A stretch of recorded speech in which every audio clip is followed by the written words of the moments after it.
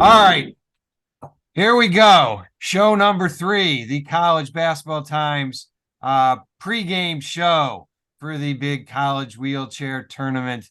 I am with the superstar, Kaitlyn Eaton of Team USA and formerly of the University of Illinois. How are you, Kaitlyn? I'm doing well. How are you? Not too bad. I guess that begs the question, who am I?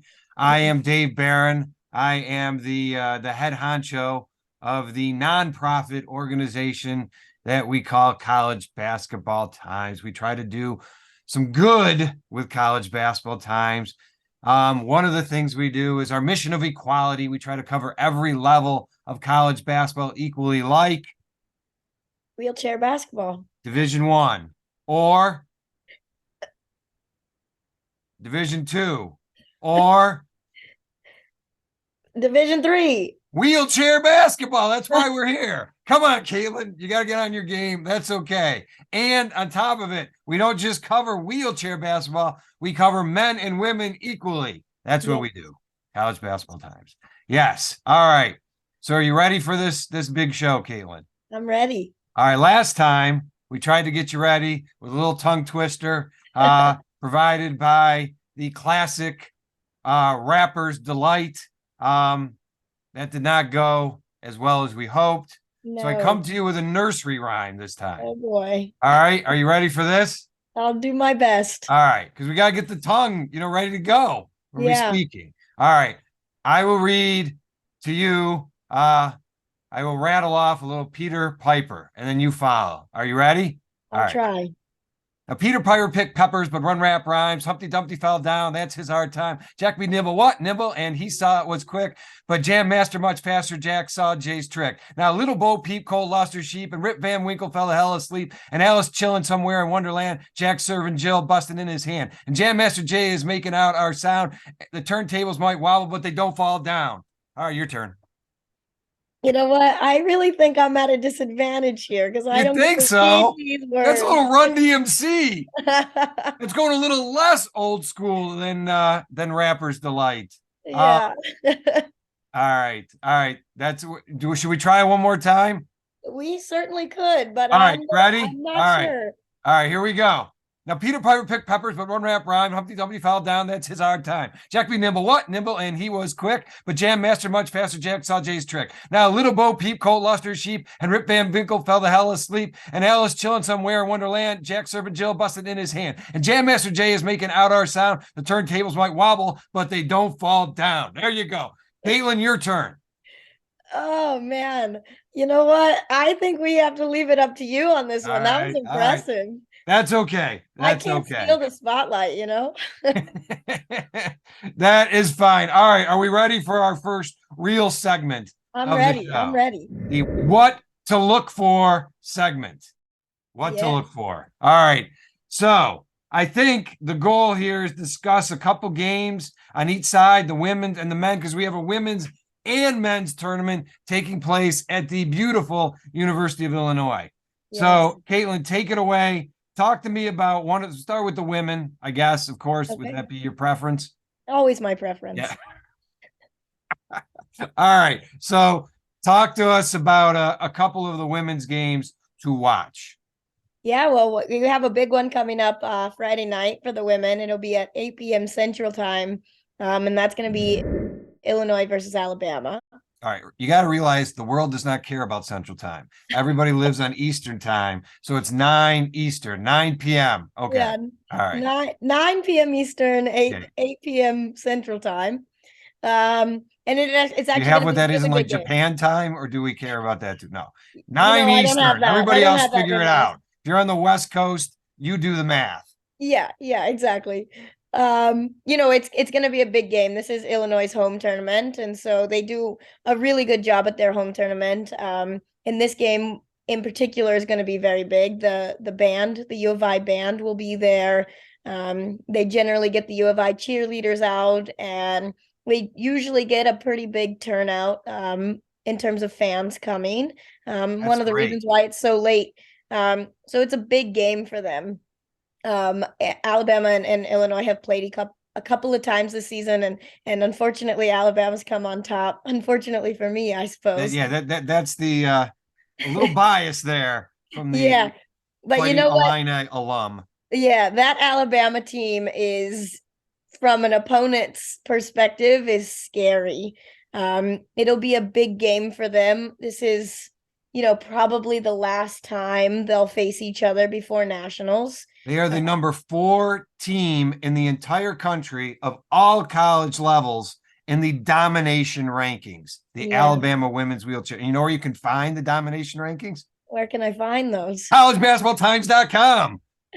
Yeah, that's a I'm going good to spot assume you for knew 'em. that and you were just asking to just aggravate me a little bit. That's okay. Yeah, yeah, I was. Alabama, number 4, the 4th most dominant team of all levels of college basketball. Yeah, they're very dominant. They have a full lineup of threats. They have Excel Gonzalez, Bailey Moody, Lindsay Zerbrug, Abby Balke, Mary, I forget her last name right now, but they're incredible. They have Joy Hazelden, who plays on the GB national team. So you have a couple of national team athletes from Team USA. You Are you have talking about Mary Silverman? So Mary Silverman, yes. see who comes through with the name. Nice, Look at thank that. you. She's incredible as well. But this will be a big game. This is Illinois' final chance before nationals to try and pull the upset over them. You know where you can find a story about Mary Silverman? Where? Collegebasketballtimes.com. Oh, nice. There you go. She's incredible.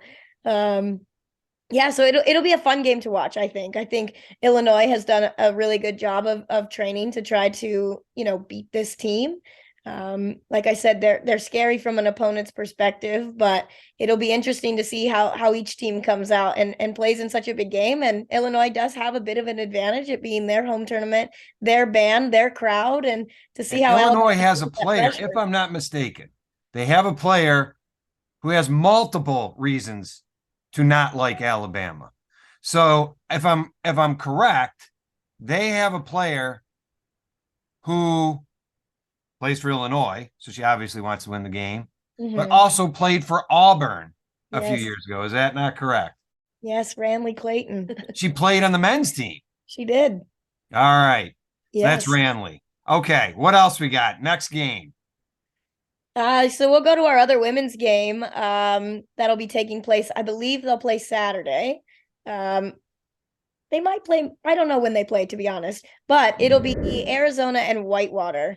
And I think that's a really exciting matchup because these are probably two teams that, may not necessarily be putting up big numbers on the scoreboard. They have, they both are very young teams, and they both, maybe their goal this year is not national championship, but their goal is definitely to start improving their players to maybe fight for national championships in the next coming years. And so I think it's very exciting when we get two teams that are basically on the up and coming in the coming years to play against each other. And so that Arizona team and that Whitewater team, they're both on their way to being really, really good championship caliber teams. And so when you can play teams at the same level as you, you expect to see really exciting things out of your players. And so I expect to see that in this game of seeing some of those Whitewater girls step up, as well as seeing some of those Arizona girls step up. Whitewater has Madam McCabe. Yes. And you know where you will eventually be able to see a story about Madam McCabe? Uh-oh, up and coming, huh? College Basketball Times. Nice. So at that point, I will know everything about Madam McCabe. Right now, I know nothing about her. Well, I do know that she came highly recommended from one of the greatest wheelchair players of all time. That would be Christina Schwab. Yes. Who used to also be the coach at Whitewater and is now Team USA's coach. Yes. Yes. She sent me an email saying, write a story about her or I will kill you. She didn't actually say that, but, and she said that she is quite hardworking. So I do know that about Mata. So there we go. See, awesome. I provide a little bit more. I'm not just the good looking person here. That's all right. Go ahead. What else we got on the men's side? Yeah, we're going to switch over to the men. Again, on Friday, like I said, Illinois is putting their big games Friday night. And so Illinois versus Auburn will be played again with the band, with the cheerleaders, with all the fans. And it's actually a really exciting matchup to look forward to because these two teams have yet to play this season. And so you don't really know which way it's going to go. You know, it's the fight of the orange and blue school, which one's going to come out on top. It'll be really exciting. I think this Auburn team's been together for a while and they have some pretty big veteran players. But they also have some young guys who are, you know, on their way to being really good for this team and to be really good role players on this team. And Illinois has a lot of seniors. So they've been together for a while. I think they have 5 or 6 graduating this year. Wow. So Give me they've one been of the together. guys to watch on Illinois. One of the guys is Gabe Denbraber. He has been trying out with Team USA, and he was on their U23 team. He's, pretty incredible. And so to watch him play as a senior in his senior night, see what he can do to try to win a game in one of their biggest games of the season. Gotcha. Okay. So hit me another men's game. Yeah, so our other men's game that is going to be pretty exciting is going to be Edinburgh versus Whitewater. Both of them have relatively small teams. They don't have the biggest benches in the world. I think Whitewater has one guy sitting on their bench, and I'm not entirely sure how much Edinburgh has, but maybe 1 or 2. So it's going to be up to the guys on the floor. They don't have many subs, and so foul trouble comes into play. Who's going to go in for who if that happens? And both of these teams too, Whitewater's very young, and they just got a new head coach. And Edinburgh has a coach who's been there for as long as I can remember, in Coach Glatch. Coach Glatch. I actually had a conversation with him once. One conversation with him. Yeah. It might be my favorite conversation of all time. I spoke to him for maybe 20 minutes, and he's like on my top 10 list of favorite people. He is fantastic. Yeah, he's wonderful. Yeah, if by chance you're watching this, Coach Glatch, you are going to get bothered by me again very soon. Yes, I enjoy him immensely. Now, Whitewater, they've got Talon Jordan, do they not? They do. Where you can find a story about Talon Jordan? I'm gonna guess collegebasketballtimes.com. Yes, you can. Yes.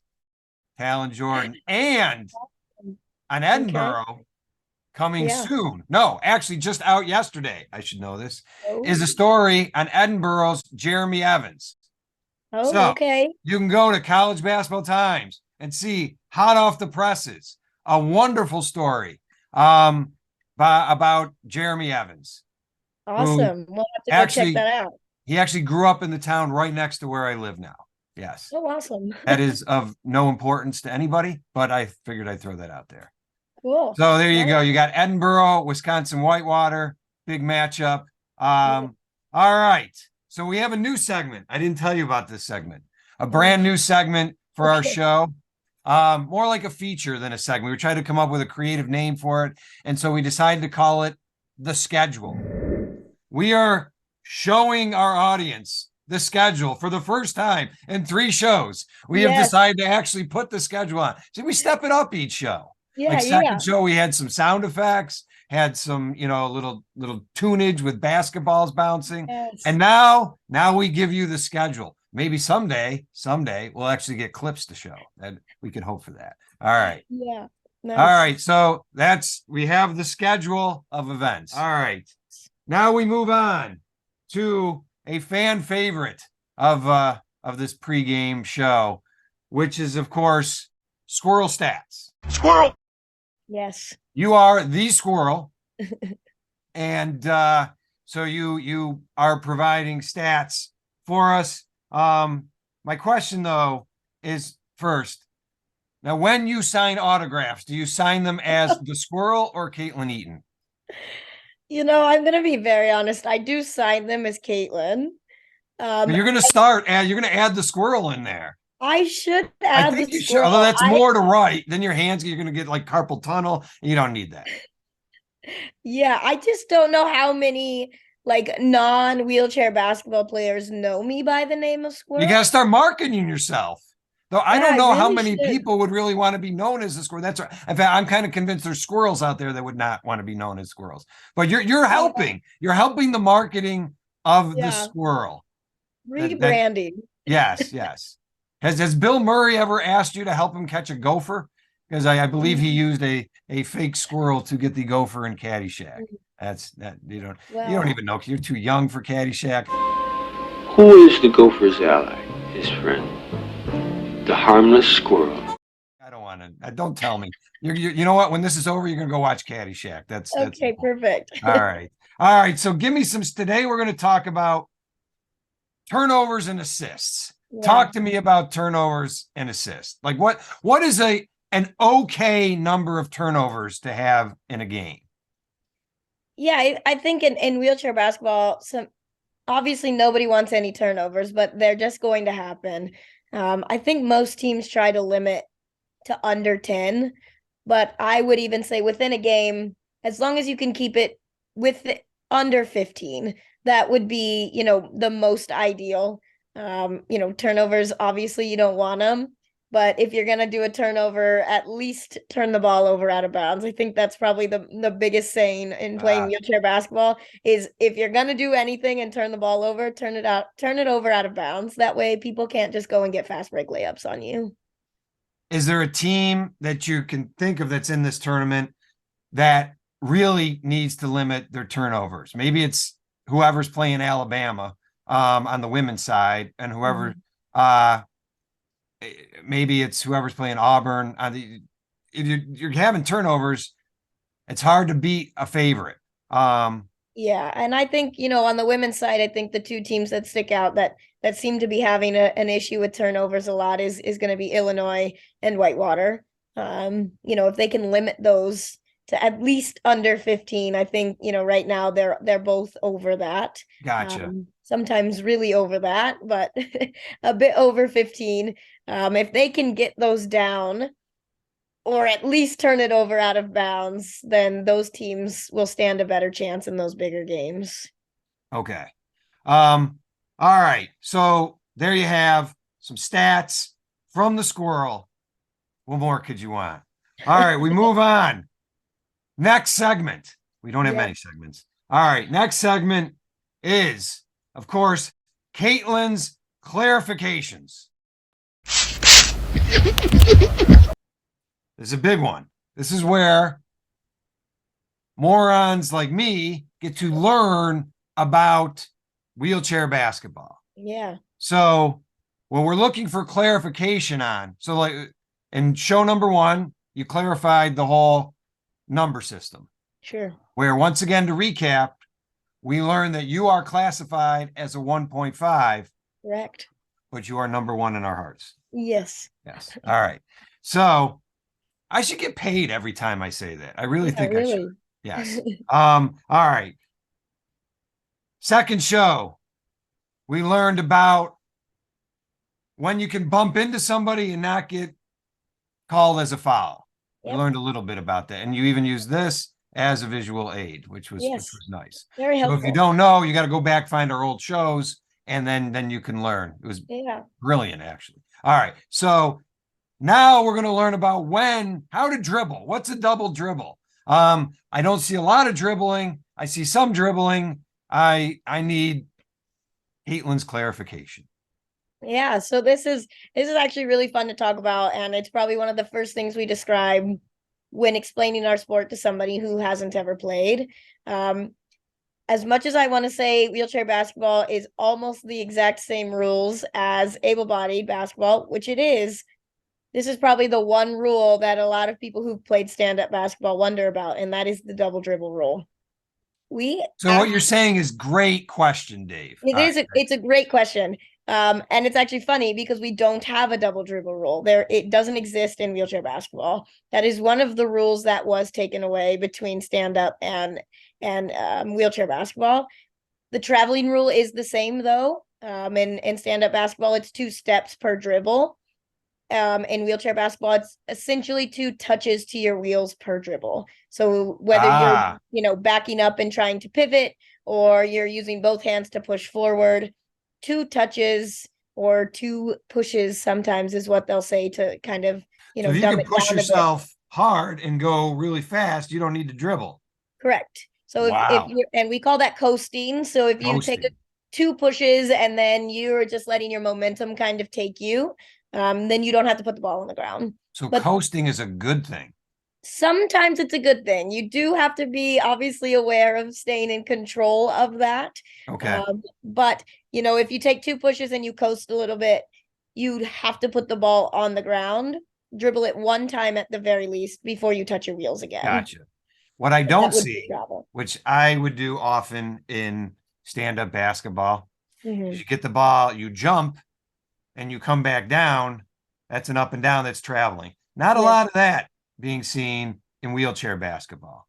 Well, since we can't jump, no. Right. No up and downs. So that's No. good. I would have done better that way. I would Yeah. jump a lot. I would not go high, but I would come back down. The whistle would blow, and the other team would get the ball, and then I'd go on the bench. That was Yeah. kind of a cycle like that for me. Okay. So I think we got it now with the Kaitlyn's clarification. I think everybody's got it. That is great. Yes. Okay. So this brings us to the final segment, I think, which would be called Eaton with Eaton.